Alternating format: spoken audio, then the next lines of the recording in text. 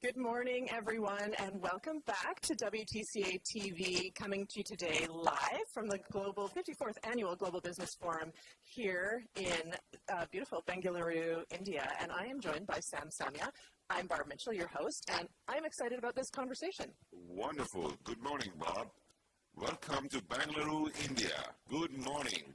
Good morning. It is morning here. It's our last official day of the conference. How's it been so far for you? Wonderful. It's been really great. I've got to meet a lot of wonderful people, got to experience the city, understand the culture a little bit better. And India is very complicated, very diverse, and it's never enough to know. It's almost endless understanding and just getting to know the things that are happening on the ground over here.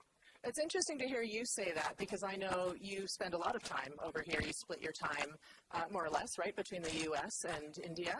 Correct. Absolutely, Bob. So I've been coming to India for the last 5 years, and I come about 3 times a year. Every time that I come, it's about 3 to 4 weeks I stay back, and I've been mainly staying in the Mumbai region. And everybody keeps saying to go to other regions. It's never happened because there's so much to learn, so much to do over here. And India's a big, diverse country again, Yeah. The cultural levels are multi-level. Right, yeah, that's right. And so you're spending a lot of time in Mumbai, but you're now in Bengaluru.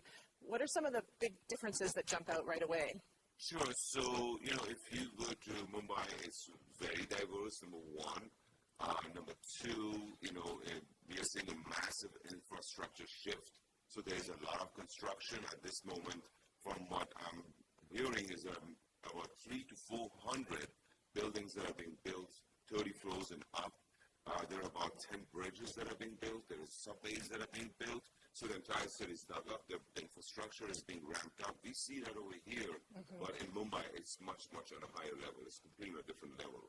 Right. Yeah, that's interesting. Yeah, to see that is bound to come, right? The infrastructure in the economy has been evolving, which I think we'll talk about, but also just the infrastructure of the cities and the country itself to support all of that. The Bengaluru airport, people have been mentioning, brand new, beautiful airport.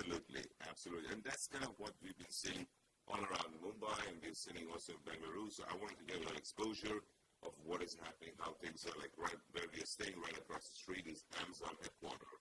And I had the luxury of going and meeting them yesterday, and it was very interesting to see how the management is, how the staff is, how they're organized, so it's pretty nice. So that's an interesting point that I want to talk about just with respect to this particular Global Business Forum, is the opportunities that so many people have expressed that they've had. I mean, you were able to go and tour Amazon. Other people have been able to go out and see some of the other local businesses. Let's talk about this forum for a second in particular, and some of those opportunities for yourself, but also for some of your maybe your colleagues and partners. So, this event has been very interesting. It's on an international level. You get to see delegates from all around the world. And I met some really interesting people that were from Vietnam, from Philippines. These are markets that we want to go to. And it's, again, in your projection of 1 year, 2 years, 3 years. So I met really interesting people, talked to them, and they're saying how it is on the ground, how you feel. So it kind of puts you to a little bit of a piece that you have somebody that is going to guide you, walk you through, and educate you. And it's a work in progress. So honestly, when you're trying to get into the new market, you have to do your due diligence, you have to do your studies, and you have to understand the market. So in the States, we have our own culture, our ways of doing business, but the way things are happening on the ground is totally different in every different market that you go into. So I'd love to talk now for a minute we've been talking about India and the forum, but let's talk about you. Let's talk about you and your business and what you hope to take back from here to benefit your organization. Sure. So as I was saying, I've been coming to India for the last few years, and I have been mainly focused for the Mumbai region now. I always want to know, we want to expand into different regions such as Bengaluru, we want to expand into Delhi, Hyderabad, Chennai. Those are the main centers. And to get to those places, you really need to do studies. So this really enabled me to come in, see on the ground how the cities, how is the infrastructure, how are the people moving around. It tells you a lot, what is happening, what are the plans. And it's completely different than Mumbai. And, everybody thinks Mumbai is a commercial center, true, but there's a lot of business over here also. Right. So you need to engage with the local. The Silicon Valley of India, they keep saying here in Bengaluru. Exactly. Yeah. And the culture is a little bit different. In Mumbai, it's more traders, more business people that are happening. Over here, it's more professional level of business that you're engaging with. So it's different. I see. And what do you hope people remember about your company when they leave, when they go back to their homes? Well, so what we do is we try to take the US-made product brands into foreign markets. So we have the intel, the inside information of how it is, the regulatory information of getting the products in a foreign country. So there's multiple steps to being able to do business in a foreign country. It starts with regulation, it starts with understanding the business, it starts with understanding what is the culture on the ground. So yes, we at Fast Track Global Services, that's exactly what we do. We work with a lot of US companies and we guide them from A to Z, and we give them the options, the ability to do what they want to do, and they have the control in place to do business in the foreign market. It's interesting. And so when we talk about that with the perspective of, from the perspective of U.S. businesses versus India businesses versus, a company from one of the 37 countries that are represented here, are you seeing some of the same issues come up, same challenges? I think so. It is pretty, the challenges are always going to be the same. India is a very diverse country. You go from the north to the south of the country, the culture completely shifts, the regulations shift. Our expectations are one thing, even though they speak English, what they mean could be something yes or no. When they say yes, it could be something else. So you have to truly understand, and you have to do your due diligence to have success. If not, you're going to have issues. I've heard stories and stories of certain brands that have actually had lots of issues and failures, and it's really not been that the brand is not a good brand. It's just that the management in the country wasn't there, and the brand and the company in India was not in sync. Yeah. So you've got to be very, very cautious. Anybody that wants to come to India, my suggestion is, you do your due diligence, make sure you ask your questions, don't be shy about it, engage with the distributors, buyers, expectations, and really make it a business plan. Yeah, that's great advice. Thank you. So I guess just in closing, any final thoughts on the week? Any final things you're looking forward to, or any final sentiments you want to share? India is a good market. I think we should all, as a Western country, look into it. It's kind of China the way I see it is 1992 or 1994. It's evolving. It's developing. They are pro-Americans. It's just that you need to make sure that the business plans that you have, you follow through and don't have wrong expectations. Just because they have 1.5 billion people, it really doesn't mean it's 1.5. It is your consumer base is maybe 100 million, and every country in the world that I know, the Western country, is competing over here. They're already here. Right. Yeah. So if you think you're going to come back 10 years later, 20 years later, maybe just a little bit too late. It's never too early to try and come over here and slowly but surely build your possibilities. So the time is now. Exactly. Right. Exactly. All right. Well, thank you. Thank you very much. Yeah, I really appreciate having had the. It's been nice over here. Really enjoyed it. Take care. Yes, we'll see you. We'll see you at the closing tonight. Thank you for your time. And thank you to our viewers for tuning in to WTCA TV Live. Continue tuning in throughout the course of the day as we'll be bringing you more conversations from great leaders from around the globe at the 54th Annual Global Business Forum here in Bengaluru. Until next time.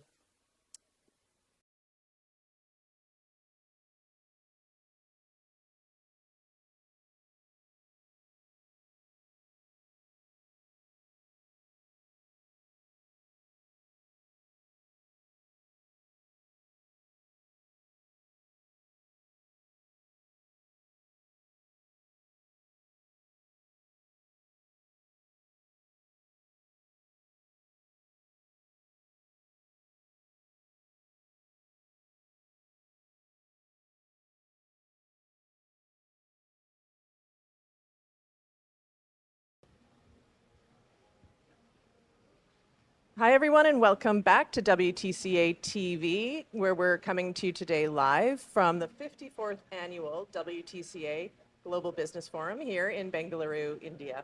I am Barb Mitchell, and I am pleased to be joined by Lee Ryan, who's from WTC in Savannah. You made the long journey over? I did, yes. It was a long trip. Yes, Yeah. I left one day and was here, I think, 2 days later. Yeah. Time disappears It when does. you come here. But I think you time travel on the way home. Yeah, I think so too. Yeah, so it works. It works in Right. both directions. Yeah. But so tell us a little bit about yourself, first of all, and Okay. WTC Savannah. World Trade Center Savannah is in Georgia in the United States. We're on the coast in the southern part of the United States, and we represent a pretty large region, 16, 17 counties in that area, and we're focused on economic development. My name, again, is Lee Ryan, and I'm the vice president there, and take care of all things that we cover, from education to inbound and outbound delegations, and everything that we're trying to do to help companies grow. Amazing. So let's talk about, I know that, obviously you're a member, of course, Yeah. of this amazing association that puts together this Global Business Forum. Why was it important for you to be part of WTC, but also be part of this Global Business Forum? Great question, because our license is owned by the Savannah Economic Development Authority. So again, we're focused on economic development, but the Savannah Economic Development Authority really felt like that being involved in an international network would really grow our region and really grow and help the businesses that were already there, as well as try to attract some new industry to our region. And so based on a lot of research, the World Trade Center Association was a highlight. It was an obvious choice because it immediately gave us connectivity all around the globe to organizations similar to ours that were focused on the same thing. And the Global Business Forum is very important because in this world of technology, it's still people doing the business. And so it's important for us to be part of this event every year, and to meet with the people that are here, the businesses that are here, and to connect, because we can use all the tools and resources that are given to us and provided to us, but meeting people and connecting with those people and being able to pick up the phone or send that personal email really makes the difference. It's so true. And I've been hearing that similar sentiment throughout the week. I mean, we all experienced a few years where that wasn't possible. Right. And it's interesting to see just how, people are people, business is business. That's and as you said, we can all connect globally through amazing tools that are now available to all of us, but being together and being here and having the experience of Right. of this culture, this country, but also the benefit of the conversation. So let's talk about that a little bit.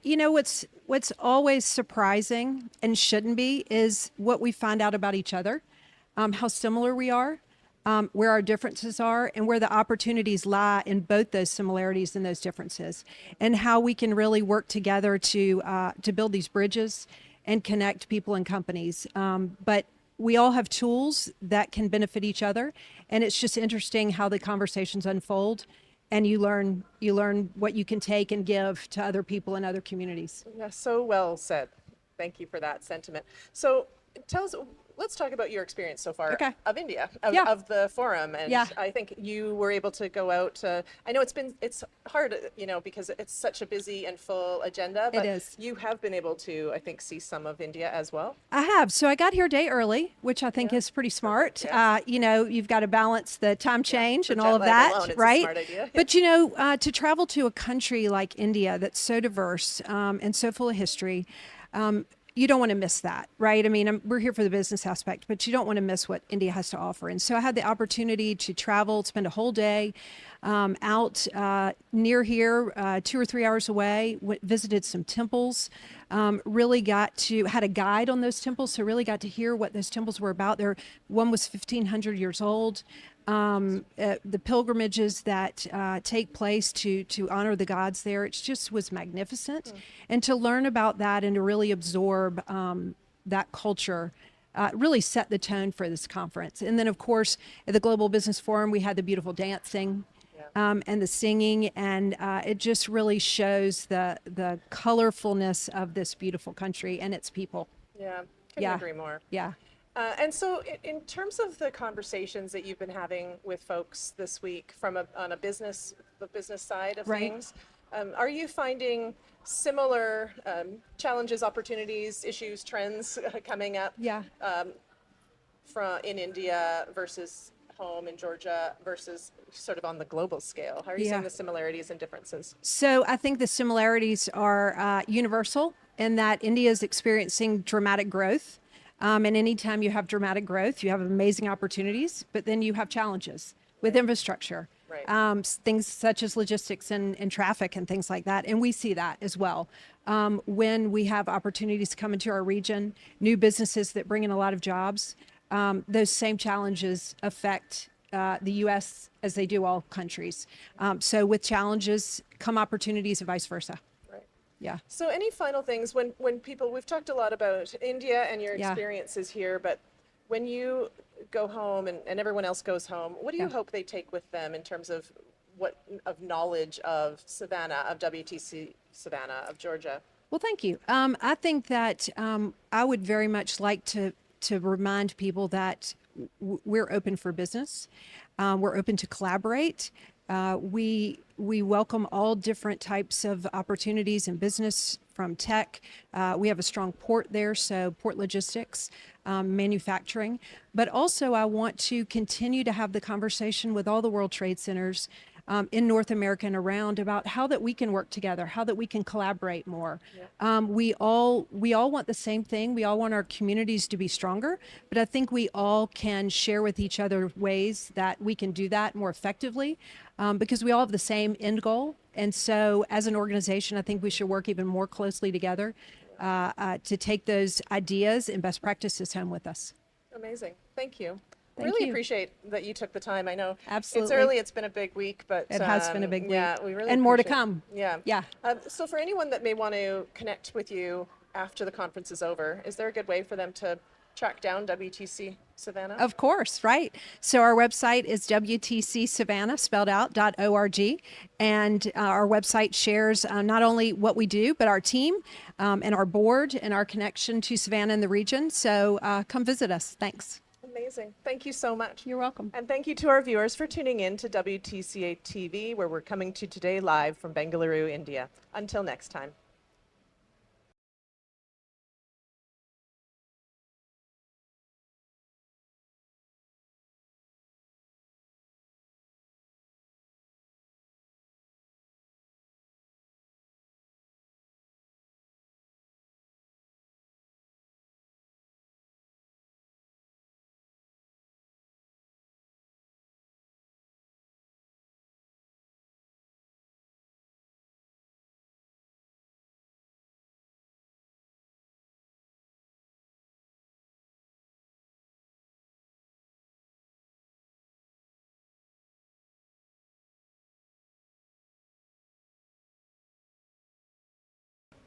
Hi, everyone, and welcome to WTCA TV, coming to you today live from the 54th Annual Global Business Forum in Bengaluru, India. I'm your host, Barb Mitchell, and I'm joined by Carla Stone, coming to us from WTC in Delaware. Yes, Yeah, long journey over. absolutely. Yes. Worth it, though, I hope. Tell us a little bit about, we'll get into that a little bit more in a moment, but let's start first by allowing you to introduce yourself and your organization to our audience. I'm Carla Stone. I'm president of World Trade Center Delaware. We were founded in 1987, which makes us one of the oldest World Trade Centers around the world. And our mission is to help companies grow their businesses, increase profitability, employ more people, avoid economic downturns, all through international trade.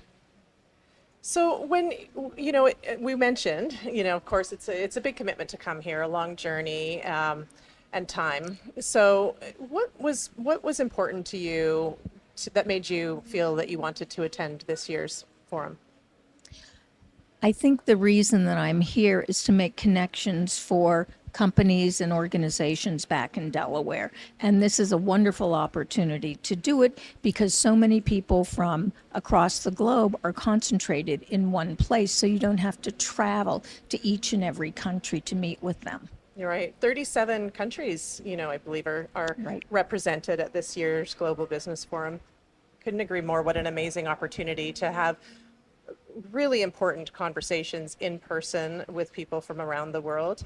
So let's talk about India, though, for a second. Have you been here before? Yes, I have. You have, and do you feel that it's changed over the time that you were here last? I don't know how long ago it was, but what's your impression of India? Color.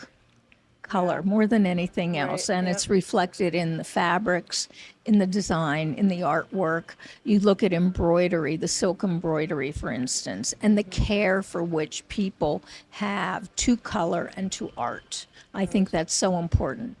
Yeah, and I feel like color of spirit as well in a way, right? So many people have talked just about the warmth of the people here, and we've really experienced that at this forum. Just with, I don't know about you, but I just feel that it's been so impressive how we've been welcomed here to India.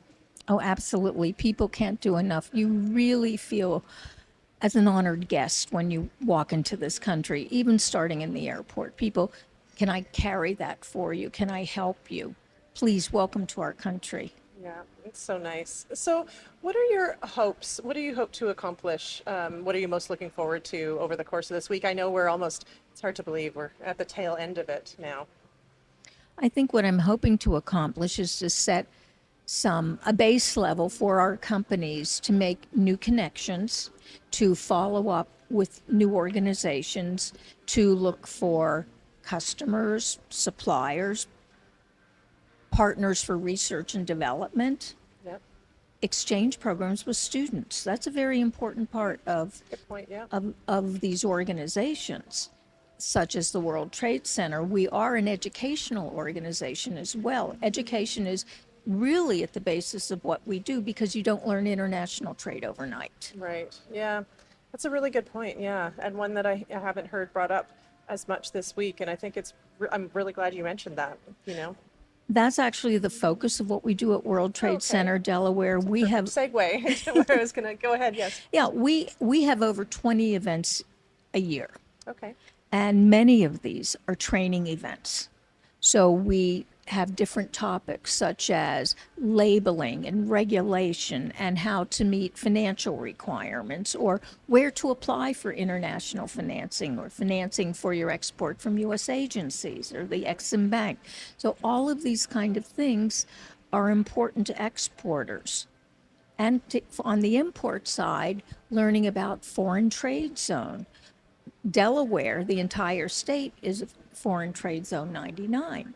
And there are many advantages to foreign trade zones for bringing products into Delaware. And we have a huge port, an important port, which is really the linchpin for trade in Delaware. It's the largest dockside cold storage in the country, largest fumigation, the only one in the country where USDA and inspection is located inside the gates. So, and we have foreign trade zones. So it's important to know that when you're bringing products in, there are ways to minimize costs. And that's very important because we want to bring in products as well, components we don't make in the US or food. It's nice to be able to have clementines from Morocco that come to Delaware or grapes from Chile, orange juice from Brazil. I could go on. And how do they come in? How do you do importing? So we import as well as export. It is important as well. Yes. Thank you for highlighting all of that. That's interesting. And I bet some tidbits, I mean, I'm learning talking to you, and I know our audience will be as well. Let's focus on some of the conversations you've been able to have so far this week. Is it what you expected? Are the topics that are coming up similar to what you would be having at home, or are there new themes? Well, Delaware is known as the corporate capital of the world. Over about 2 million companies are incorporated in Delaware. 68% of the Fortune 500, over 80% of the IPOs originate from Delaware. And so I get a lot of questions about incorporation, how it's done. And I've received a number of requests. Can you do a webinar? Is it possible for our companies that want to establish a foothold in the United States, can they learn about this? Would you be willing to do that? So that's been one thing. I always know people ask about incorporation. Yeah, that's important. Wow, those are some impressive stats. Again, you're educating us here today. Yeah, it's anytime you can tell people real specific information like that, people will leave here knowing that about Delaware, what will you hope to leave here with in terms of new knowledge of whether it be India or some of the other global businesses you've been able to connect with? I think that around the world, people are addressing many, many of the same issues. Climate is one of them in particular. Food wastage is very important. In many countries, the United States included, after production food waste is a huge problem. And that's one area where technology such as cold storage, cold supply chain, understanding how to keep food fresh without having to put all kinds of preservatives on it. Those are technologies we have. And so people are interested in that. So it's ways, how do you come up with new ideas to address common problems? Right. No, that's very interesting. Yeah, it is interesting too how some of these themes, the solutions may be different, but the overall common themes globally are quite similar, aren't they? Is there anything else you'd love our audience to know about WTC Delaware?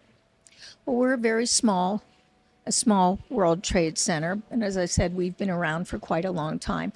But I think what makes World Trade Center Delaware so successful is our partnerships, whether it is with government agencies, multilateral donors, other World Trade Centers. That's really at the kernel of everything we do, is establishing a partnership, establishing collaboration, knowing we can help each other. We all can't do it alone. Right. Well, thank you so much, Carla, for joining us. Really Thank you. appreciate it. I know there's so much going on and so much yet to do and in these last final hours of the show, but of the forum. But thank you for the time. We really appreciate it. Well, thank you for the invitation. And thank you to our viewers for tuning in to WTCA TV, where we're coming to you today with conversations from global business leaders here in Bengaluru, India. Until next time.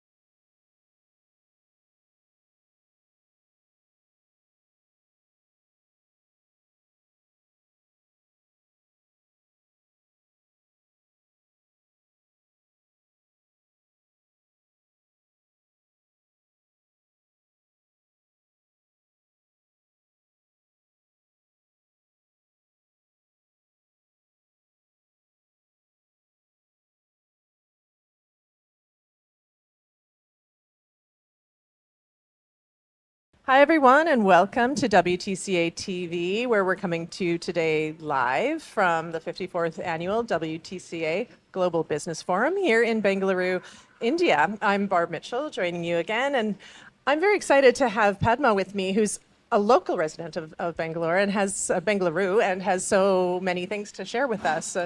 Tell us about yourself. Yeah, this is Padma here, Bob. So it's exciting and I'm amazing here to be with WTC and with a live interview here. And my company name is Maclocks Private Limited. So as I said, it's Manufacturing Cloud Global Solutions and we are into SAP IT solutions. So the main motto of this company is that we are getting a lot of women from the rural of India and training them. So it's not like rural, I'm bringing the people who is having a break in the career or they've done a graduation, but they have not worked any time. I see. But they have an ambition to do a work. So that is my motto behind my company. So this is about Maclocks. Right. And more of SAP IT solutions for the manufacturing industries. Amazing. So digital manufacturing, IoT stuff, and many other stuff. Yeah. And you're doing such great work for just in general. We were speaking a little bit over the course of the last few days, just about the importance of women supporting women in business on a global scale. And you're doing a lot of that. Can you talk about that? Of course. So I myself, having 20 years of IT experience, I worked for several industries like SAP. I'm an ex-SAP employee.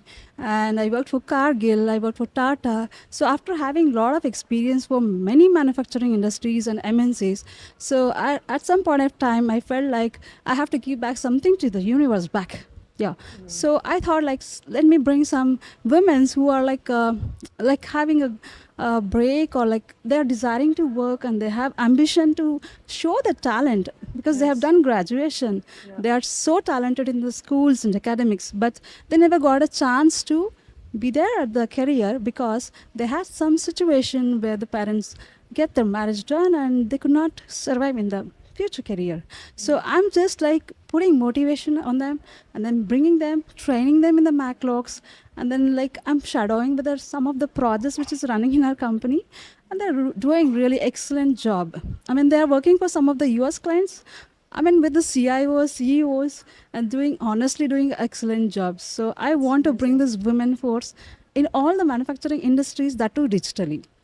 And also, I want to say that when a woman can drive a home, juggle between the kids, a family, and lot of people around, why can't they do it at the industry? Am I right? Yeah, no, I agree. Yeah, so important. I'd love to hear you talking about that, and it's you know, just as we think about you know the importance of the workforce to the development of economies around the world, women are such a key part of that. Exactly. And Absolutely. supporting other women as they nurture Very that true, journey actually. is important. Yeah. Actually.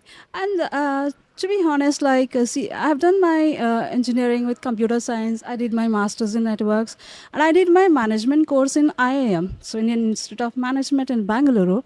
So after having this set of high qualification and meeting a lot of industry people, and also connecting to a lot of industry and MNCs, somewhere I felt like actually I'm wasting my knowledge and the power what I have, or the experience what I bring to the world. So it's not only India actually. I love to help women who are overall there across the India, I mean across the country, to support them and guide them, motivate them to, I mean, bring a lot of things to the industries as a woman. 100%. Yeah. And so let's talk about the Global Business Forum Sure. that we're taking part in this week. How does it feel to have all of these people descend on your hometown? That's great. Actually, after coming here, I think I met a lot of people from all over the world. Like I met people from WTC of France, Philadelphia, Portugal, and then even US and Miami. And I think Vietnam and a lot of countries. Actually, they're really very, very warm people, and they're very supportive, including you. Actually, I feel like everybody is supporting women. In fact, they want this women empowerment, and I think the globe is supporting us. It's a sisterhood, I can see. I definitely So agree. we do have to do something to our own women's. That's what I feel. Yep. So after coming here, it is a great experience that everybody wants to support, and they actually told me a lot of events. And I mean, soon after we have this International Women's Day down the line in the next week. So Right, everybody yes. was inviting, and they said like you have to come out and bring this thing globally, so we can definitely help you out. What's the date of that?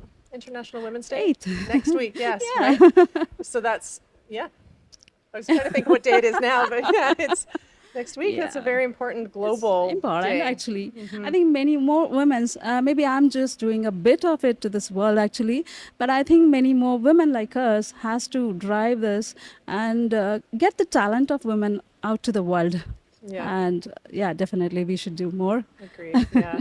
So, you know, as you've been having conversations over the course of this past week, have you had the opportunity, I know, just thinking about your involvement with WTCA, you know, what sort of opportunities have come about for you with that? Yeah, actually, many people said like they have their own products actually in their country, and they want us to drive that locally or maybe internationally as well. And also, some of the people were so much excited to know about the ERPs of SAP, what we can support to their manufacturing industries.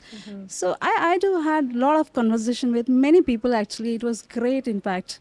So there's a lot of opportunities opening up globally. And happy And what do you ones. hope people take away from this week when everyone goes home to their respective countries? What do you hope they take away to remember about you and your organization and about India? I want to say my all women who are resting their careers on me that, hey, see here, we have lot of things and lot of opportunities opening up globally, and I want you to be ready for that. Yeah, that's right. Yeah. Yeah. Brace themselves, right? Yeah, great. Yeah. Any final words you want to share? Yes, of course. So actually, what I say is like I want to tell to every woman out of there, and every woman who is very successful in the country or in the world, please come out and do a bit to the other women's, and we can definitely drive the nation together. And it's a sisterhood. Let's drive it together and success to all of us. Yeah, I love that. Thank Yeah. you so much. I'm Thank you so so glad much, we were Bob. able to have this Yeah, conversation. it was a great conversation with you. Yeah. I love it actually. Yeah, I love it as Thank well. you so much. Thank you. And it's a pleasure to talk here and share my experience and also my viewpoint towards the women empowerment. Thank you so much for having me here. 100%. I'm proud to have this message shared with our audience. Thank you so much. And thank you to our viewers for tuning in to WTCA TV, coming to you live from Bengaluru, India. Until next time.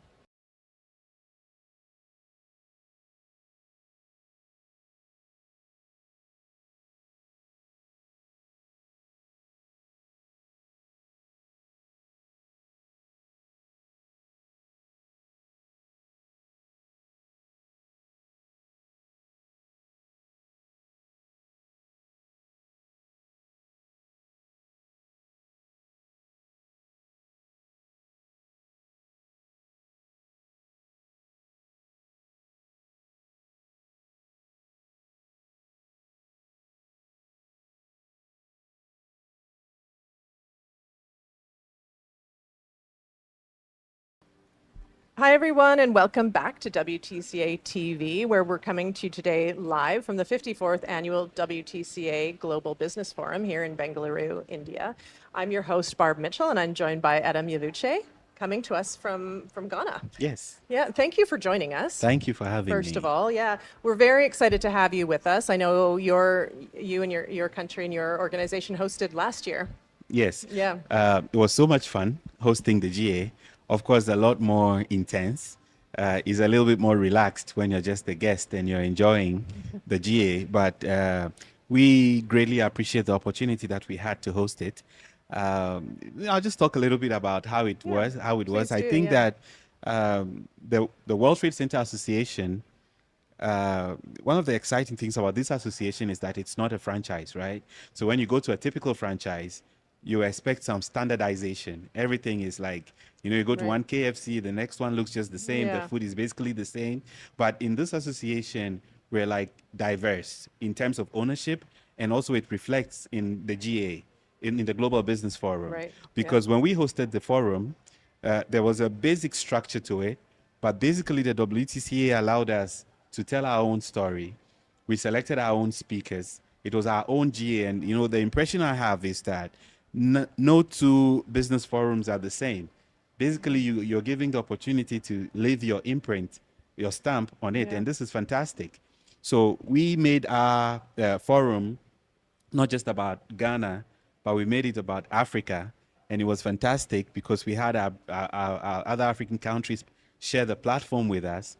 It was a great event, and we really enjoyed it. And now I'm here, getting into the vibe of India and the Bangalore Global Business Forum. It's been amazing, and it's great. Yeah, it's so true, isn't it? I mean, WTCA does such a great job of bringing together people from countries, so many countries around the world, and then bringing them in place, here. I think there's over 35 countries represented here in India this year. So we beat them to that. Oh, It you was- did? Yeah, it was more than 70 when we hosted Oh, the wow, 70 good for countries you. Yeah, represented. that's amazing. And Yeah. and you mentioned diversity. I mean, just the whole purpose really is to understand the different cultures and nuances of business and opportunity for each of the member companies, or countries rather. Yeah, so let me just say that there are several benefits to bringing the GA to a city. Okay, yeah. I can start from the low-hanging fruits. First of all, you have like 300, 400 people from around the world coming to your city. If you multiply that by the number of nights everyone is staying, and the average hotel rate is about maybe $300, $400, That's easily like $600,000 coming into the Right. economy, Just in the local city economy. And then you have registration fees and other touristic activities, purchases to local enterprises. You know, everyone is going out shopping and buying handicrafts. We saw a lot of that in Accra, and people went out on tours and all that. So easily it's in excess of $1 million coming into your local economy. Amazing, yeah. Even before we start to talk about the legacy benefits of the GA, these are just low-hanging fruits. Yeah. Now you come to the legacy benefits. I don't know. You're from Canada, right? Yeah. So you know how much a Super Bowl advert costs? Like 30 seconds is lot. like $7 million. Attention, getting attention of people is expensive. And all of a sudden, the GA brings you the attention of top-level business executives and business leaders from around the world, and you don't have them for 30 seconds as in a Super Bowl ad. You have them for 6 days. right. Yeah. They are there in your city. You have the opportunity to tell them what's nice about your city, what's good about doing business in your country. So in Accra, we had the opportunity to show the entire network and the business network that came with them, Accra and Africa, from a business perspective, from a touristic perspective, from a cultural perspective. And that is just value that you cannot calculate. Yes. And then there's also the opportunity to put your local businesses on that pedestal to take advantage of global opportunities and to help other businesses from around the world come work in your country and create jobs. You understand? You leave a lasting impression on the minds of people. And it's just amazing to come here to Bangalore and to listen to people that were in Accra last year still talk to me Yeah, I about their bet. experiences, you know. Amazing words from everyone. So it's great. I mean, there are things that there are benefits that we cannot calculate in dollar terms. Right, absolutely. And I mean, I agree. I've heard so many things. I'm sad I wasn't there last year. Oh, 'cause you it missed sounded out. like such an amazing event, and You missed out. I did miss out. I agree. In my mind, I'm thinking, when am I going to get the chance to host the world again? I bet. Yeah. Maybe it will be soon, and then you'll have the chance to see Accra. I would like that. Yeah, that would be amazing. And you know, to be honest, so many people around the world are talking about opportunity in Africa right now. It's a hotbed of opportunity. We've spent a lot of time this week talking about India, of course. But I think it's important to note that, as you said, people come to your country and they learn about, in your case, they learned about Ghana, but of course all of Africa, as you mentioned. So they're learning, they're experiencing, they're taking that with them. But opportunities exist, you know, also for people to share, for you to learn what's happening outside of Ghana as well. Yes. Yeah. It's a no-brainer. Africa at the moment is like a hotbed of opportunity. Before I jumped onto this interview, Clark and I were just talking a little bit about some numbers, doing some computations about the size of Africa compared to India and the population and everything. We're talking about density. Interesting, 1.4 billion people in India, 1.4 billion people in Africa, but land size of 3.2 million square kilometers India, and land size of 30, in excess of Massive. 30 Yeah. million square meters, so about 10 times the size of Africa with the same population. What's all that excess land? All that excess land is vegetation, land for agriculture, land for mining, natural resources for, it's amazing. Africa is just like, I don't want to, steal a little bit of the shine of No, India I think because it's great. it's time I think to it's- do, no, because yeah. it's Bangalore time, but and it was my time last year. But Yeah. again, just to talk about Africa a little bit, it's a hotbed of opportunities, and I think it will be like global businesses will be missing out big time if they're not looking at what they can do in What are in some Africa. of the biggest industries in Africa? So agriculture is a big part.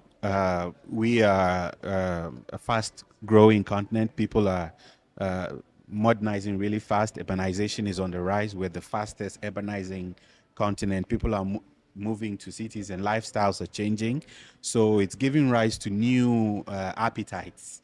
And Right. so food processing and agriculture is big. Right. Of course, healthcare. When you talk about business in Africa, people usually go to the usual suspects: mining, Right. and natural resource exploitation, because of course 30% of the world's known mineral resources are in Africa. Yeah, really. But I like to look at the not the usual suspect. Right. Healthcare, information technology. I where think tech is huge. tech right? is huge. Yeah. Where like Africa has, this history of being able to leapfrog technologies, and we leapfrogged the land phone Right. and went straight to mobile. Right. In my country, there are more active SIM cards than there are people. And most Wow. people, mobile payments are on the rise. Solutions that are mobile centered are on the rise. So tech is growing, and this is amazing. So I mean, there are opportunities all over. Africa is the place where, in a lot of the developed world, you can think about it as a dinner table where all the seats are taken, Right. and you have to wait for someone to get up so you can have a place to sit. Okay. But Africa is one of the places where there's still a lot of seats around the of seats. table. Yeah. Because there are new opportunities coming up, Yeah. and so it's fairly It's just easy. just on this upward. Yes, we are emerging, and Yeah. so this is why I say it's a no-brainer that if you're sitting in your boardroom planning the future of your organization or your corporation, and you don't have sessions where you discuss Africa, then you are missing the point. I couldn't agree more. And I can tell you that, I mean, we have conversations like this at this forum here, as well as in North America, in Europe, and in Asia Pacific, and people are all saying all eyes are on Africa. So, I'd love to be hearing directly By from 2030, 1 out of every 4 people in the world will be living in Africa. you. Really? Yes. So we're talking about 25% of the world population Right. in a very That's short time. hard Because hard to fathom. 2030 is not far away. Not at all. Yeah, so 6 it's the years. time to plan is now. Right. Yes. Yeah. Okay. Well, that's good. So let's talk about India for a second then, and in terms of your, obviously, as you said, it's nice. It's so exciting to host, and you want to do that again and again, probably, but also kind of nice to be the guest. And so, Yes. what's your experience been being the guest here in India? I've always had very high perceptions about India. I always say that India is a subcontinent. That's like 10-20 years ahead of much of the things that are going to be happening in Africa from a tech perspective. Yeah. India and Africa also, we do business quite well. Just before I came to the Global Business Forum in Bangalore, the week before, I was a guest at the Indian Ghana Business Roundtable, organized by the Indian High Commission in Accra. Oh, interesting. And one of the things I realized, when the Indian High Commissioner started to introduce the Indian business people that were around the table that are operating in Ghana, most of them said, "Oh, wait a minute, I am a naturalized Ghanaian." So they may look Indian from, obviously from the looks, but most of the Indian families that work in Ghana are 3rd, 4th generation. Some of them were there even before independence, and they already became Ghanaian. So they are more Ghanaian than Indian. And this is what is amazing. And the price points for products when it comes to trade is also like perfect because income levels are similar. When you're buying equipment and machinery from Europe or North America, they might be pricey because of course these are larger, more advanced economies where income levels are higher. Right, yeah. But price points are similar. So trade is easier between Africa and India. I see. And there are more Right. prospects. And so it's amazing for me to come here, see all these companies, talk to all these business people, and to reassure them that, look, there are several of your compatriots who are working in Ghana. Some of them have naturalized. They no longer identify as India. Right. And so let us work. And maybe vice versa, And right? maybe vice versa. Right. So let's keep working together. Let's keep exploring opportunities. The field is more level between us. Yeah. It sounds like a really nice synergy, a nice partnership Yes. between yes, the two countries. Yes. Yeah. Yes. So are there any final things you want to share with our audience? I think that it's an amazing family, the World Trade Centers Association. I think that we know how to work, we know how to connect, Yep. we know how to promote ourselves and our businesses, and also we know how to do it in a fun way. Now, I'll tell you a story about what happened when we hosted the GA. We were trying to make contact with an organization. They became our biggest sponsor in the end, the Afrexim Bank. and they're based in Africa, but we had a challenge finding them because they're such a large organization, and it was difficult to find who in the organization we should be talking to. And then one day I got a call from Robin in New York, and he said, "Look, I am attending a program in Washington, and I think that a lot of African leaders will be there. Is there anything you want from me?" And I said, "I'm trying to find Afrexim Bank." And Robin said, "Okay, I got you, you know." And 2-3 days later, he called me and said, "I'm talking to the executive chairman of the Afrexim Bank." And that is where the contact actually started between WTC Accra and Afrexim Bank at the top. It started Oh, in wow. Washington through Robin. Amazing. Amazing. And Yeah. so the the the objectives of the World Trade Center Association, which is to promote prosperity through trade, to elevate economic activity in cities around the world, is a heavy task. It's an arduous task. Yes, yeah. However, the association is a very well lubricated machine that makes it easier to execute these tasks. Right. And yeah. so this is amazing. We work well, and then we know how to have fun. Yes, that part's very true as well. Isn't Yes, it? we were Yeah. dancing in the That's right. pub just a few nights ago. That's right. We know As how an to have opening. fun. It's amazing. Yeah.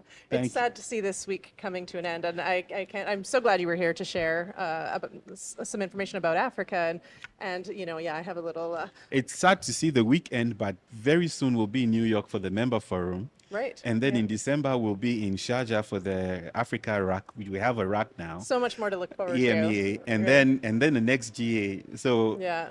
it's Marseille sad, next year. but yeah. very soon we'll be together again. That's true. That's a positive way to Yes, look a at it. positive way to It's look not at it. ending. It's just on to the On to the next one. chapter. Yeah. Yes. Thank you so much. Really appreciate Thank your you. time. Thank you for having And me. thank you to our viewers for tuning in today to WTCA TV, coming to you today live from Bengaluru, India. Until next time.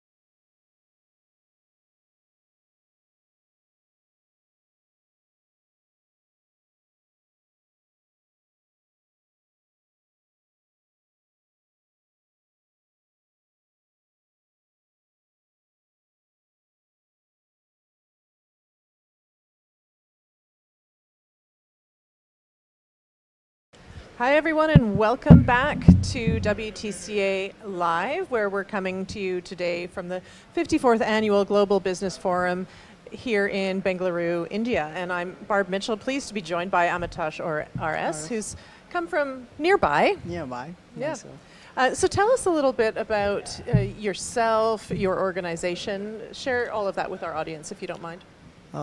First of all, thank you for having me here. Yeah. It was a 54th annual meet, and it's been a pleasure being around all this phenomenal minds. And the best thing is, our expertise was previously been with engineering, and then we got transited to the government, which led to blockchain development and briefing committee in the government. So over the period of time, we've now taking a shift to medical care, medical health. So just last week, we had an event where we are discussing and developing policies and reforms about medical health care integrating with AI. Oh, interesting. Yeah, where it's going to solve not only a lot of problems, but it's an opportunity where engineers and doctors are going to start working hand in hand. Amazing. Yeah, amazing. Yeah. Yeah, it's something new, and there's also a dark part, but it's a long way, and it's a forcing vision, and India would like to be empowered with its capabilities of IT nerds and AI Yeah. abilities, and putting it in the solving problem of healthcare, which is a very big problem to be solved globally, and so we've developed a couple of AI modules, which is on the testing phase, and which has also got patented. And the second most thing which I would like to have a word about is we've developed, where my sector, the company which I'm going to start in future is going to be based on whole health and energy medicine, and using the best, probably going back to the ancestral roots. probably going back to the ancestral practices where 3,000 years back they used to practice, and adapt that into bring that culture back to the practices, and probably make a revenue out of it. So that is something which I'm looking forward, and where we see a lot of edge in that, because West and most part of the West, they are really urged to adapting the new cultures and appreciating it, as long as it works for them. And all we have to do is dig back to the roots, see what the great ancestors did in transiting their consciousness to the higher level, and try to adapt it and make our lives better. And that's the best way to solve the problems. And that's something I which love we are in the transiting. sort of juxtaposition of that AI and then The whole ancestral roots and whole yeah, health. yeah, because it has to go It's like that. brilliant. Because the best way to look forward is we don't want to see the medical care as a corporate or a business module. To be Yes, honest, yeah. we should see it as a conscious module, and see it's no more a brag that we've got a lot of doctors in a city, because that shows how ill your people are. So we want to have a lot of active people, very less doctors. So Right. not that anything against doctors, but we want Right. to Yeah, no, you wanna upgrade have our a healthy youths with population. healthy population with whole health, and adapting the right lifestyle changes. Amazing. And And it's really interesting. I mean, I know that during this business forum here, the Global Yeah. Business Forum this week, there was a session earlier. I don't know if you attended it, on artificial intelligence. but intelligence, yeah. So much innovation happening around that. So much buzz globally Yeah. about that.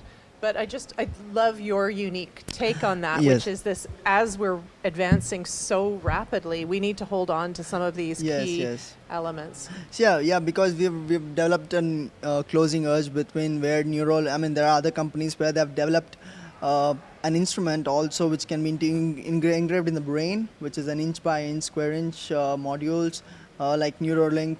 So these are substantial advancement, but it also comes with an edge where we don't want to lose our abilities. Where Right. I mean, you can get superpowers like controlling a drone or moving your mouse or just thinking and changing the channel without a remote, but it just left to our consciousness. Do we have to take control of our own life, or do we have to let the AI take control of our Yeah, life? So it's a important. conscious choice. So Yeah. we can make use of AI when it is needed, and get back grounded when it is not. So let's talk about the forum for a minute, because Yes, you yes. you live in Mysore, which is, I Yeah. believe, what, 2 hours away? Yeah, Is that 2 right? hours By after car? the new express highway. Yeah, it's just an It's a hour little and a bit half. faster. It's oh, an hour wow. and a half. Oh, Yeah. that's not bad. Yeah. So how do you feel all of these people have descended upon your home? How does it feel? We feel really proud, and the best part of it is the advancement which has been highly getting scaled, especially the Ministry of Infrastructure and the Ministry of Road Affairs, like almost the world record-breaking developments happening, 46 kilometers of highways every day in a day. So and also the Prime Minister's vision of taking the country's GDP to 5 trillion, which is also gives us an edge. Yeah. 5 trillion. 5 trillion, yeah. that's And impressive. we are really grateful to also announce that we've got a good leader. Nothing to be political, but we really need a person to be with a vision. And the vision which he's carrying is a same kind of vision we're trying to emulate, where he is looking forward to the most higher advancements, but at the same time he's looking forward to have that cultural grounding, where he doesn't get detached or he doesn't get Right. derailed in between. And he's doing very well in his journey, and it seems very promising. And he's been appreciated by the whole globe. And moreover, talking about the event, and it's also really great minds have gathered up here for making the world better place, and looking everybody's idea. They have put so much energy and conscious effort in building an individual idea and trying to express it, and that has so much potential. It shows you can literally envision the next 10 years attending this one forum.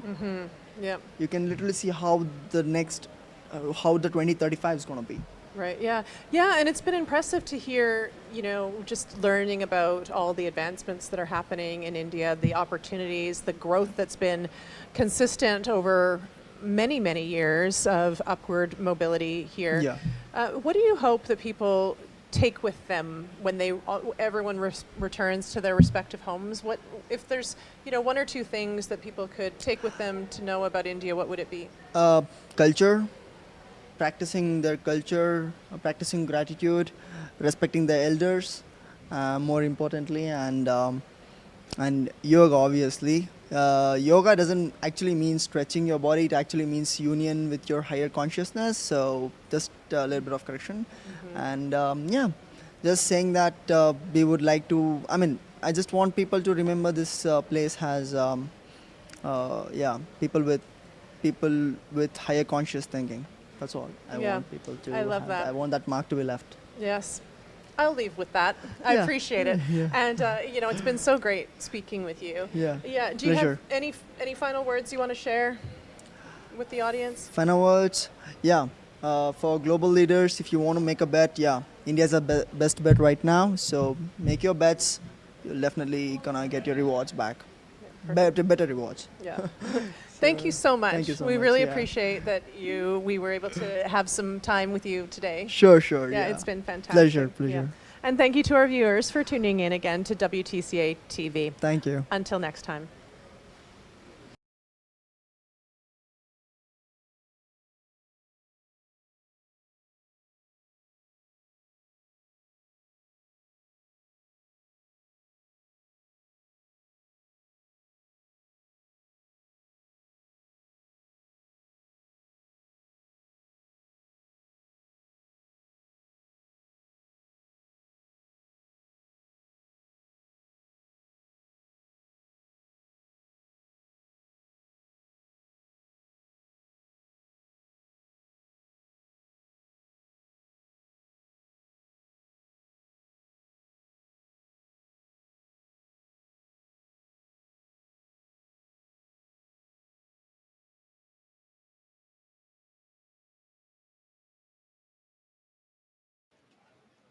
Hello, this is Laurel Burton, and we are coming to you live from the 54th Annual Global Business Forum here in Bengaluru, India, where I am thrilled to be speaking to a fellow Denverite, actually.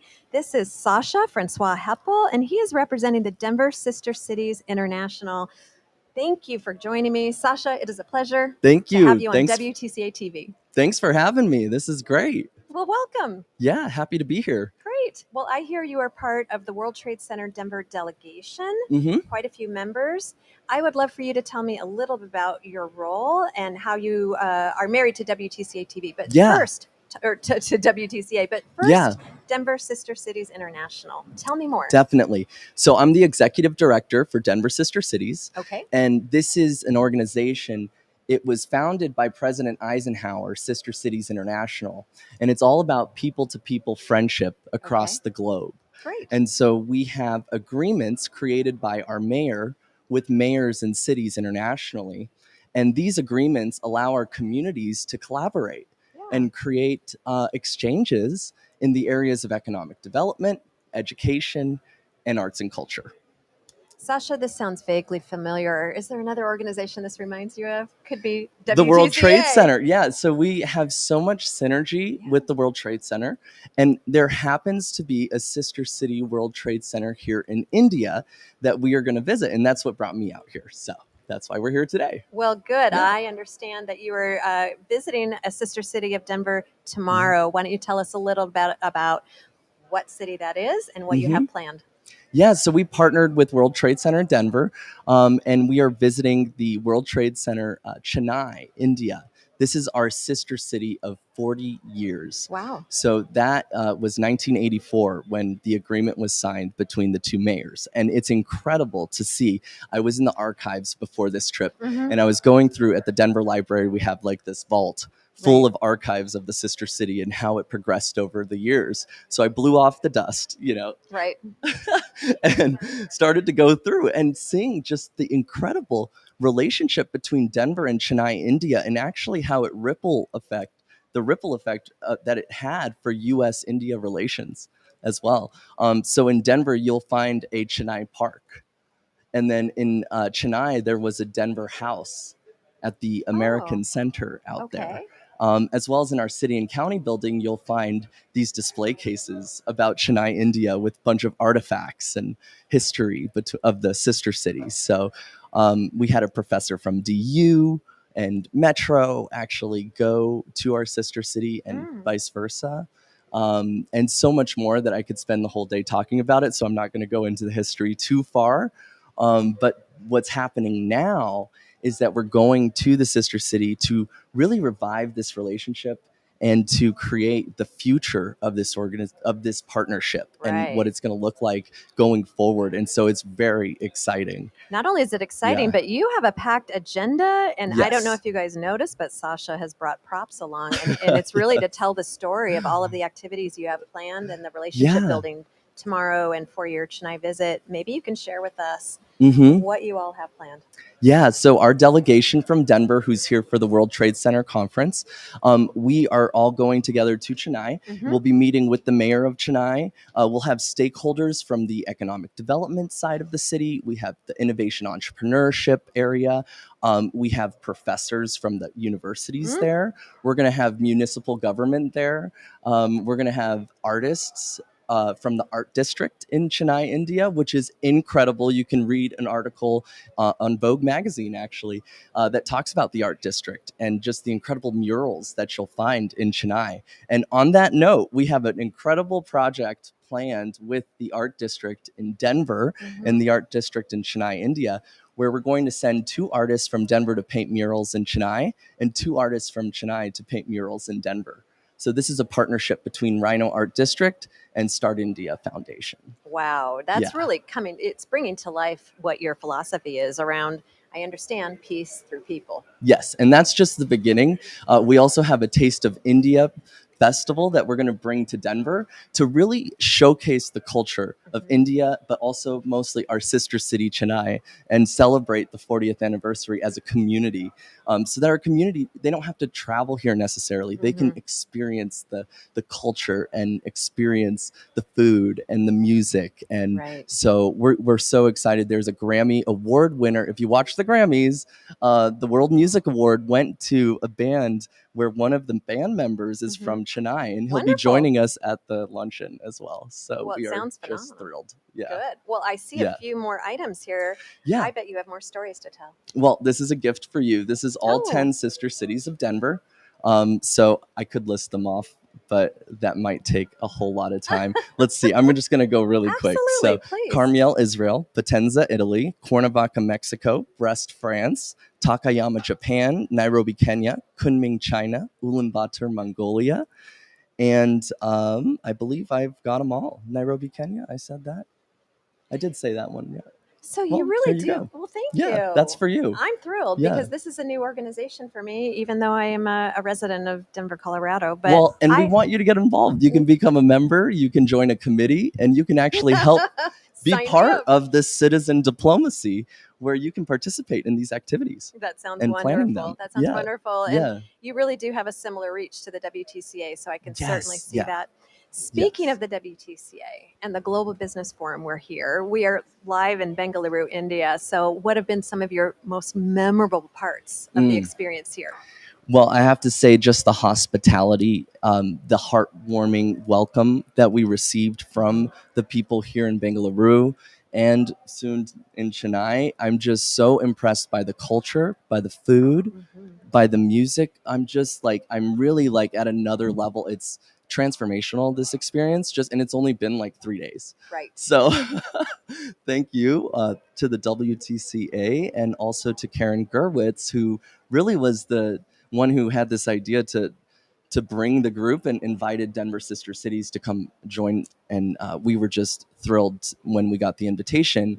Our committee chair, her name is Purnima Voria, and she does an incredible job with our committee. So each sister city has a committee because it takes a team, it takes a village to create these people-to-people diplomatic friendships that really ripple into these incredible U.S.-India relationships. And so we can't do it without the community here in Denver, but also the community in India. And so this has just been an incredible opportunity to really stir the pot, if you could say, to bring these two communities together and really create the future of what this diplomatic relationship is going to look like. Absolutely. Yeah. And you represent Denver. However, I am sure some of our listeners from other regions may be interested in learning more about the Sister Cities International organization overall. So maybe you could share with our listeners, how do they get involved, whether they're in Denver or anywhere else around the world and want to find and build their own communities, city to city? Yeah. So Denver has really become a global city, and it's through these partnerships that we've created through sister cities that we've really expanded our reach. And any city can do that. And so Sister Cities International, if you give it a quick sistercities.org on your website, you can go there. You can learn how to create a Sister Cities organization in your city. But also you might discover that your city already has a sister city organization, and you can go get involved. Learn about your sister cities, go travel to them, and really connect your communities. Become the connector. That it's the most meaningful thing that you can do. I think that, when governments, they sign agreements, that's one thing, but then administrations change. It's the people that really maintain the diplomacy between our nations. And so this work was really founded by Eisenhower after World War II to create peace. And it couldn't be more important today. I mean, a noble cause and valued, and so similar to the WTCA's Peace Through Trade. So peace through people, peace through trade. I see the symbolism. Yes. Exactly. So we're hoping to really create those trade agreements between Chennai and Denver, and really start to see products being imported, exported from our two cities. That's the goal. So thanks to World Trade Center, I think we're going to achieve it. So, wonderful. Wonderful. Thank you so much for joining WTCA TV and telling us a little bit about your organization and touting the city of Denver. I appreciate your thanks time for today, having Sasha. us. Appreciate it. Thanks. Great. Well, thank you. This has been another episode of WTCA TV. Tune in for more to learn more about the Global Business Forum here in Bengaluru, India. My name's Laurel Burton, and we're going to sign off. Oh, and this is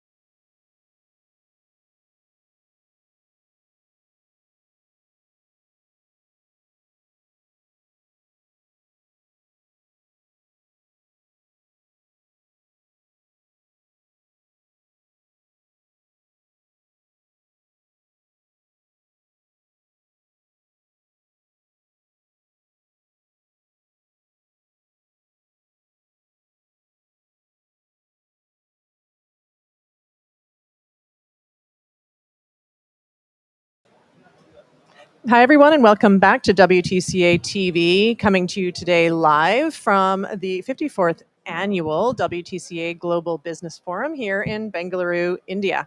I'm Barb Mitchell, your host, and I am joined by Brian Oglesby, who's come all the way from Philadelphia to join us here in India. Thank you for having me. Yeah. So, Brian, tell us a little bit about yourself and your organization. My name is Brian Oglesby. I'm the president and CEO of the Eastern Minority Supplier Development Council.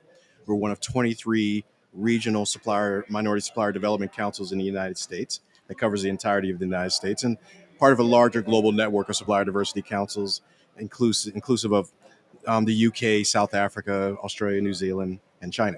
So we cover the entire globe in terms of our efforts to secure diverse supply chains, utilizing diverse suppliers as diversity is defined in whatever region we're working in.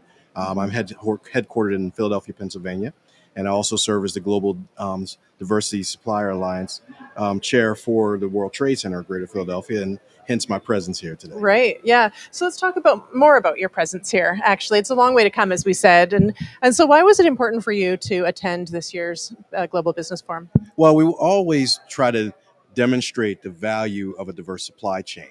And what better place to come than here in India, which is a rich place and a rich cultural place of diversity, and demonstrate that not only is a diverse supply chain the right thing to do intrinsically, but it's also a very profitable means of doing business. And the more diverse your supply chain is, the greater the innovation, the greater the competition, the better pricing for people who are buyers. Yeah. And when we have global things that impact the supply chain, a broader supply chain is not as disrupted, and a more diverse supply chain is not as disrupted by geopolitical events Yes, or right, yeah. pandemics and things of that nature. Yeah, provides more continuity and security. Absolutely. Yeah. And coming to a place like this allows us to kind of coalesce our efforts with a global audience Yeah. and making sure we create that connective tissue that we can take around the world and create opportunities for anyone, anywhere, as this world progressively gets smaller. Mm-hmm.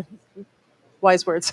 I was so when you have been in the over the course of the week and some of the conversations you've been having, have you been able to tell us some of the highlights in terms of the conversations? I think everyone, there's such a high level of energy here at this conference in terms of wanting to see what the world has to offer. Right. I mean, what better place in the World Trade Center to discuss that? But I think the level of energy and enthusiasm and a growing understanding of how we're so interconnected in terms of business, and understanding that most of the world doesn't live where you are, Right. and most of Yeah. the world's economy doesn't exist where you live. Right. I fortunately live in a wealthy country like the United States, but even still, the vast majority of the world's wealth and population doesn't live there, and the business opportunities are abound. And being able to be intersectional and international, and creating collaborations between diverse businesses that need collaboration to grow and develop and become level set competitors in the marketplace is an opportunity that's abound here. And that level of enthusiasm comes through in every conversation that I have. Yeah, yeah.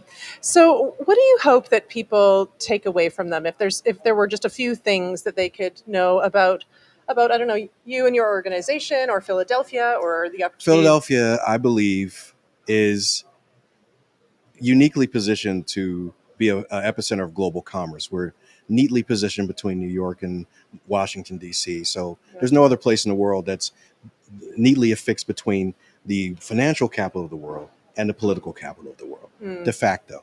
And it becomes a place that, by cost, by the diversity of industries, by the depth of the knowledge and resources that are available there, the infrastructure is unique even for the United States. It's a heavy rail space, which is very unique in the United States in comparison to most of the country. We're celebrating our semi-sesquicentennial, which is our 250th anniversary. As most people know, the United States was founded and the Declaration of Independence was signed there. We're hosting several games in the World Cup. We're hosting our National League All-Star game and our sport baseball, and so many other things that are happening simultaneously in the next coming 2 years. Philadelphia has become a hub of business and opportunity, and the MSDC is in a position where we become a conduit to global commerce for companies without regard to size. And, we're Philadelphia. We're about being the underdog and punching above our weight, and we compete very well on a global scale. We have the ability to take the smallest business and turn them into a global conglomerate, and create the connections where we can get offshore very quickly. We have the relationships. We have sister cities. We have an incredible Department of Commerce and infrastructure, and we comprise opportunities in 3 states that are interconnected with the largest economic regions in the country, and in some cases, the world. So when you think about that, just thinking about the opportunities that exist in Philadelphia, and how coming here and taking some of the insights maybe that you have acquired during the time being here to the benefit of your local community, I'm curious, do you feel like the topics and trends that are coming up with this global audience are the same? Yeah, I think the problems become, to my earlier point about the world being a smaller place, the concept and themes that are being discussed here are becoming very, very universal and very, very interconnected. And I think our president, Thomas Young, has a unique understanding of how that impacts our regional economy, and how Greater Philadelphia can engage itself in such a way where we're better connected with our World Trade Centers and better connected with our global partners, and getting opportunities on the ground and bringing people to our area to see how we generate growth. And we're beginning to all speak the same language. Instead of migrating away from the Tower of Babel, we're actually walking toward it, and having a unified voice in terms of growing economies collectively together, while understanding the individual nuances of the countries where we do business and engage. Yeah. So, final thoughts about just an overall impression of your time here. I know we were saying we're at the tail end of this show. It's hard to believe it's gone by so quickly, but your impressions? It's incredible that we can come to a place such as Bengaluru, India, and see a unique and rich and ancient culture You know, I come from the United States, where I just mentioned our country's 250 years old, and that pales in comparison to the epochs that exist here, Right. and the layers Yeah. of culture, and the intersectionality of all the cultures create this common stream of idealism about opportunity, and then how do we can engage people and have that same language. And I think coming into this type of space illustrates how much we can accomplish when we work together and understand how we can benefit one another in terms of developing opportunities. And this conference has demonstrated that the level of connectivity that we have is unique and broad, has a lot of depth, and a lot more opportunity out there, because we're barely scratching the surface of what we can do. Yeah. Amazing. Thank you. Any final words? Yay, Bangalore. Thank you very Yay, much for a Bangalore. great host, very hospitable place, and couldn't be happier to be here. Thank you so much. We appreciate your time. And All right. I know there's so much going on, but the fact that you were able to take a few minutes to chat with us and our audience, we It is really appreciate my it. pleasure. Thank you very much for having me. Yeah. And thank you to our viewers for tuning in to WTCA Live here today in Bengaluru. Until next time.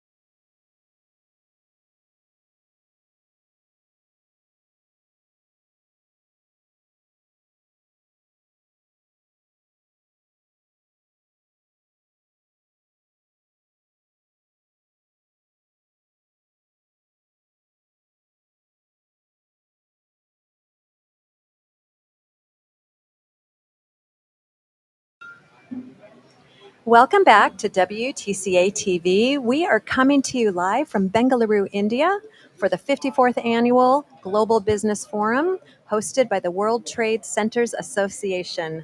I'm your host, Laurel Burton, and I am so pleased to have an amazing guest with me today, the Executive Director of World Trade Center, Washington, D.C., Allison Brown McKiffin. Welcome. Thank you so much. It's a pleasure to be with you and to be in this wonderful city of Bengaluru. It is wonderful. It is a great experience.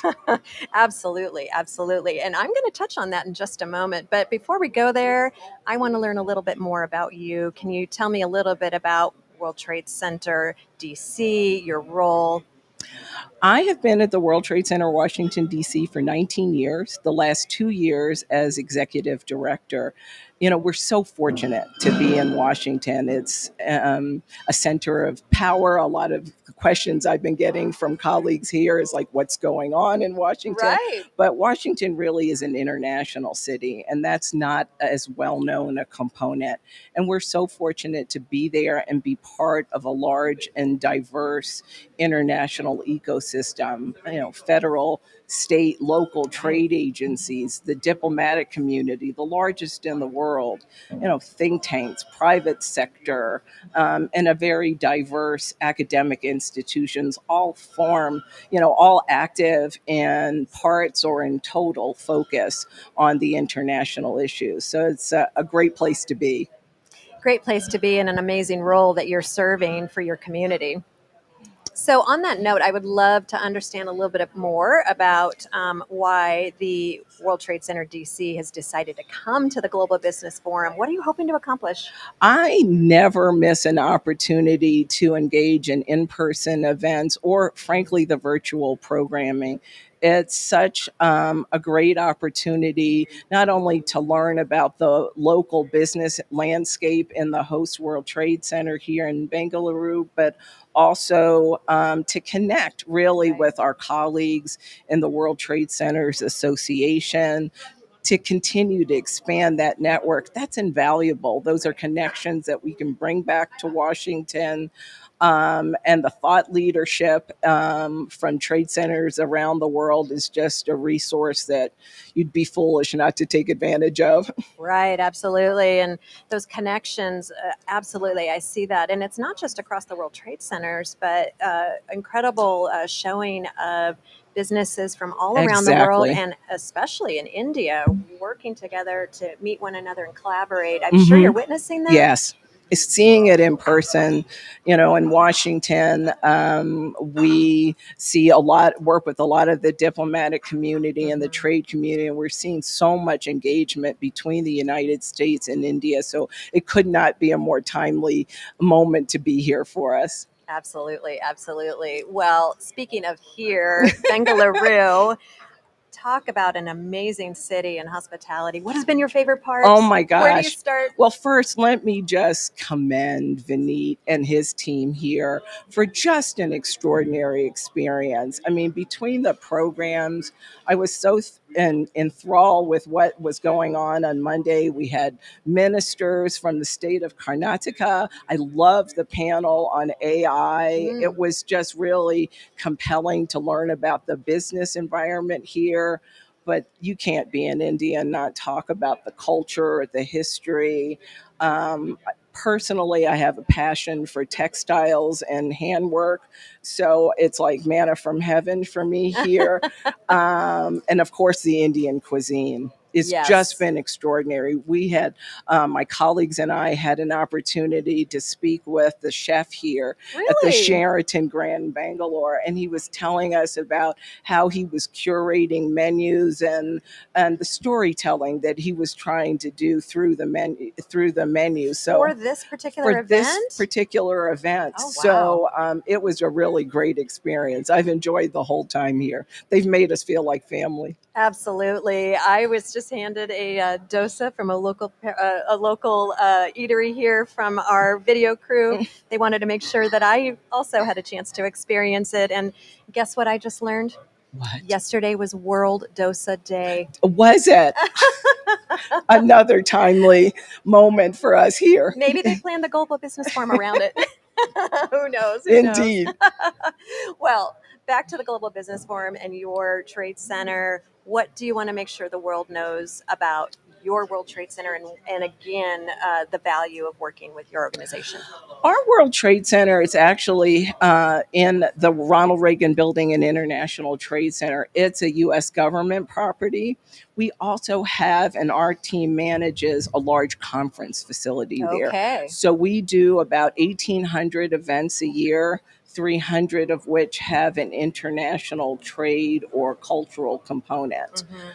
So we partner with that stakeholder network I mentioned earlier to convene events that connect nations, connect cultures, foster international dialogue, and really create business opportunities for U.S. companies looking to access global markets. Last June, we had an opportunity to partner with a group that welcomed Indian Prime Minister Narendra Modi to our center. He spoke to a large gathering of the Indian diaspora community there and really encouraged trade and investment corridors to continue to be built between the U.S. and India. And this is just a sample of some of the events that we do.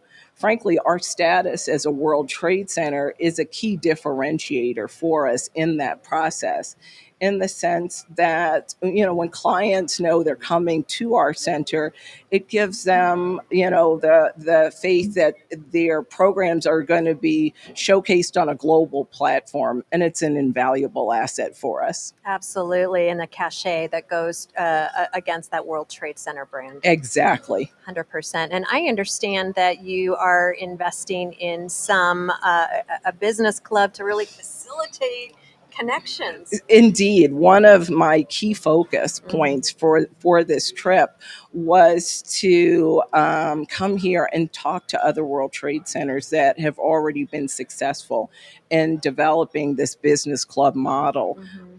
We're looking to do that, and we were able to talk to Luciano with his experience in Sao Paulo and in Portugal, the team at the World Trade Center in Paris, and of course the great team here in Bengaluru that are really driving that initiative for the association. They were so generous with their knowledge and expertise, and they'll serve as mentors for us as we continue in this process. And it's just another strength in the value proposition that makes it great for us to be a part of this association.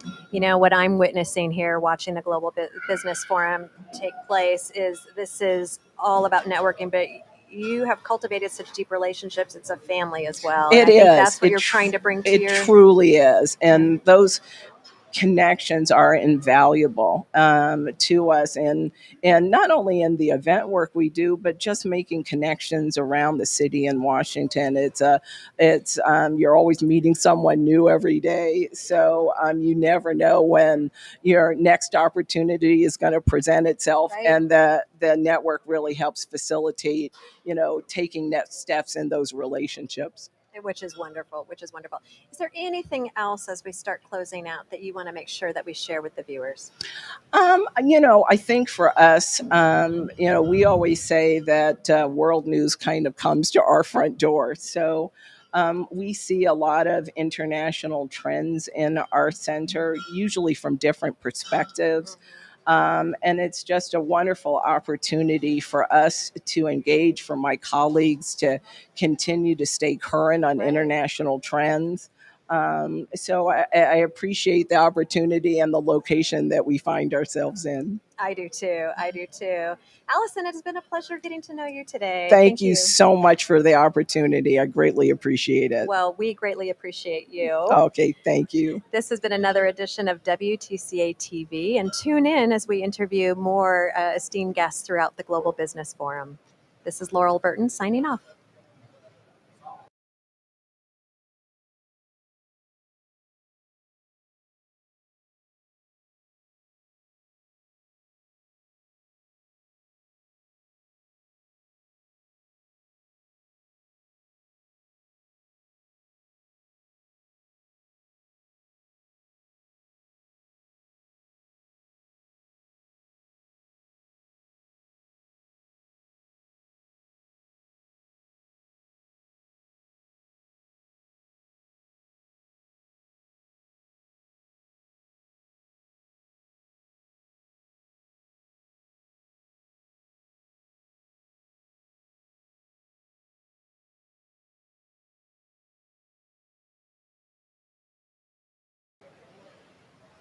Welcome back to WTCA TV. We are here live streaming from Bengaluru, India at the 54th Annual Global Business Forum hosted by the World Trade Centers Association. My name is Laurel Burton, and I am honored and pleased to have a guest by my side, Abe Garg, Head and Chief Mentor of Brigade REAP. Hi, Laurel. Thank you for hosting me. You're welcome. How did I do? Oh, you did great. Right? I must admit, it was great start. Yeah. And I Yes. have room to grow. Yes. No. Yes, we always all of us have room to grow, but I think you did a fantastic job. May Yes. I ask about your name? We were just chatting about it before we went live, the meaning Yes. of your name. So Abhay in it's a Hindi word. It stands for the fearless one. Yeah, and I think I do try to live up to my name most of the time. So yeah, it's been a fearless journey, and we stay fearless all the time, I think. Well, talk about a perfect theme for us to jump into. So Sure. you are fearless in this new accelerator program. Yes. Tell me about REAP. What does it stand for? Sure. Tell me about your role and what you are endeavoring to do. Sure. So REAP stands for Real Estate Accelerator Program, and as the name suggests, we are a part of the Brigade Group. We have been seeded and founded, and with a vision from the chairman and the joint managing director, Nirupa, who started REAP 7 years back with the vision to propel innovation in the real estate sector. So we are focused in the urban tech space at REAP, mentoring companies over the last 7 years. Having done so, we have now a portfolio of 70 companies across sustainability, construction technology, now with companies in AI, augmented reality, virtual reality. The intent to propel innovation, as I said, in the urban tech space. And the idea is to move into a more sustainable and a more creative and a more productive way of doing construction, building construction, and selling apartments and selling real estate, right? We are very excited with the program that we have run so far in the last 7 years. We have also made certain exits from our portfolio companies.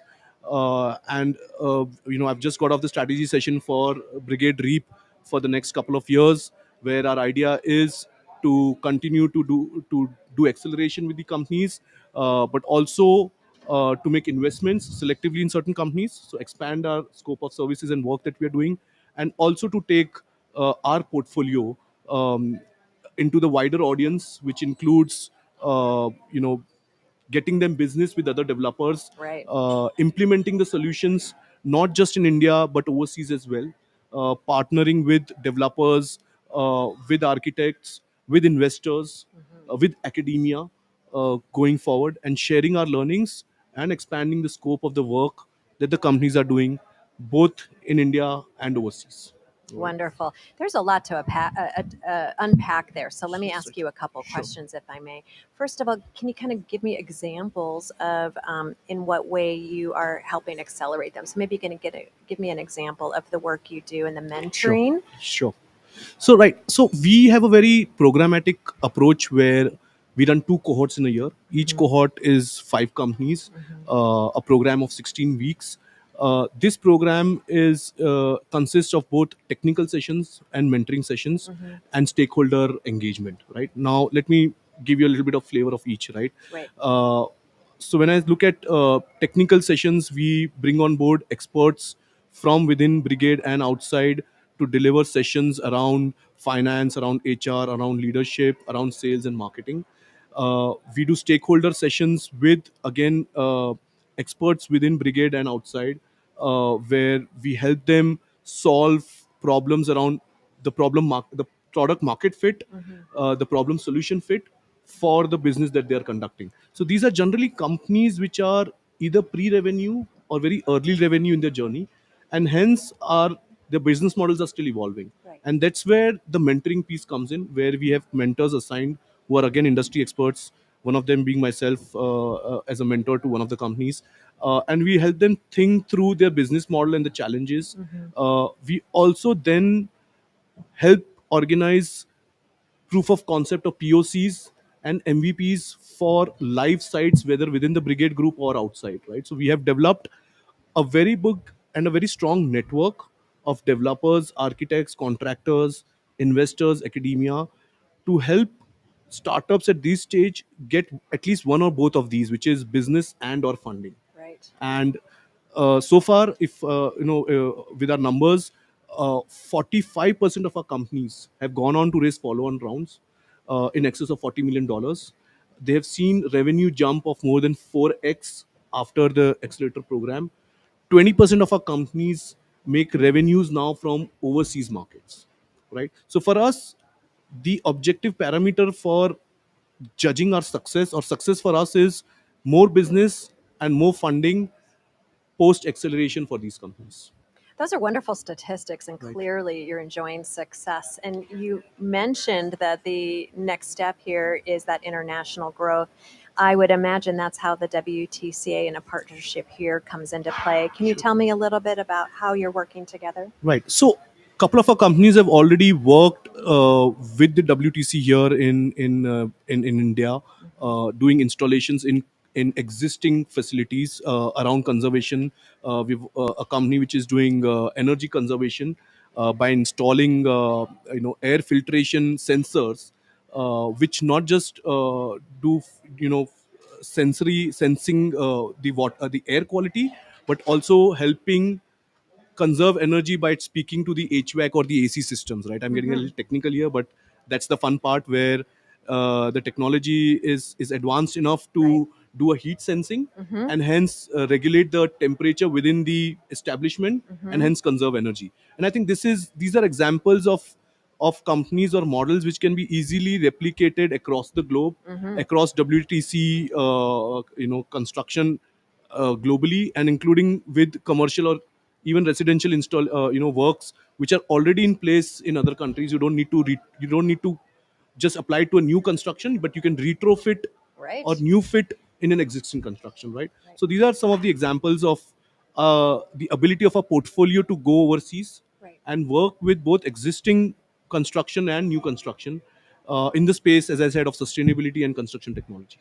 which is wonderful. And what I'm hearing here is I see a marriage between these real estate oriented sectors and the opportunity to facilitate trade. So it sounds to me as if you are leveraging two sides of the WTCA, the World Trade Centers that are in need of these kinds of organizations, but also helping build out their force in these various countries. Tell me more. Sure. Yeah. No, I think as you rightly said, there's a marriage in the trade with trade solutions, not for WTC installations, investment opportunities for both the developers and WTC to take exposure in some of these innovations that we are looking very closely at and working day in day out. And hence, I think there are various levels of partnerships which I'm already exploring with some of our members, which includes taking these solutions for a go-to market. As I said, the installations in existing construction and in new construction, looking at investment opportunities from these companies, from the WTC into our startups. Also, at a very we're trying to be courageous here by saying, is there a possibility where we can even replicate the accelerator program in some other geographies and the playbook itself, right? I think there is a lot of innovation happening elsewhere and outside as well, which is also more relevant or somewhat more relevant to those geographies. Is there a possibility where we can share our learnings of running an accelerator program in a programmatic way with some of the other geographies and create more reaps in let's say Portugal, in a Brazil, in a Gibraltar? I think that possibility is very real. I say it's real. It's also because we are in the process of exploring some of these partnerships as I speak, and hence I'm very excited. I'm very encouraged that with this event we might set the ball rolling on some of these partnerships. Well, that's exciting story there, and good news as well. So as we close out our interview, what's next? So I think at REAP, as I said, we will in the next couple of years focus on three verticals, which is the core is the accelerator program. We are also building an investment portfolio. We have only started this activity a couple of years back, recognizing the opportunity to invest in some of these companies, in addition to accelerating them, in addition to taking them to market. We already have a very small portfolio of 5 companies, but I want to grow it to at least 10 to 20 companies in the next 2 years. And I think with partnerships around the corner, we will have the capital. I think there is no paucity of capital for good ideas, and hence I think there is that fearlessness in pursuing that ambition for Brigade and for REAP. And on the third front, we will continue to work aggressively and extensively with our existing portfolio to take them to newer markets and generate business for them with other developers, with other geographies, both existing construction and new construction. So that's what's next for us. We live in exciting times for the real estate industry, and the marriage of tech and real estate. I think was long overdue. We have spent 7 years making it happen, and now I think it's beginning to happen. And with events like this, and with the exchange of ideas and potential business opportunities, I think we are just beginning to make it bigger and more global. Wonderful, wonderful. And for anyone that wants to contact Brigade REAP, how do they get in touch with you? Very easy. Apart from, of course, coordinates on the website, I can be reached on my email, abhaygarg@brigadereap.com. I am available on my handheld very easily. My number is 9987795139. No qualms about that. So please feel free to reach out to any of us on the team, on the website, write to us, call us, email us. We are very happy to help. We are very happy to help even if you're not a part of the accelerator, you want to join the accelerator, you want to be considered for investment, you want to be considered for a go-to market, anything in the spectrum, as far as you are urban and tech, and real estate and tech, the doors of Brigade REAP are absolutely open for you. Wonderful. Abhay, it has been a pleasure to understand more about Brigade REAP, and I want to thank you for joining WTCA TV today. Thank you, Laurel, and absolute pleasure. Wonderful. Well, thank you for tuning in. This has been another episode of WTCA TV. Stay tuned as we have more insights and opportunities to learn more from the many delegates and leaders here at the Global Business Forum. Thank you. My name is Laurel Burton, signing off. Thank you.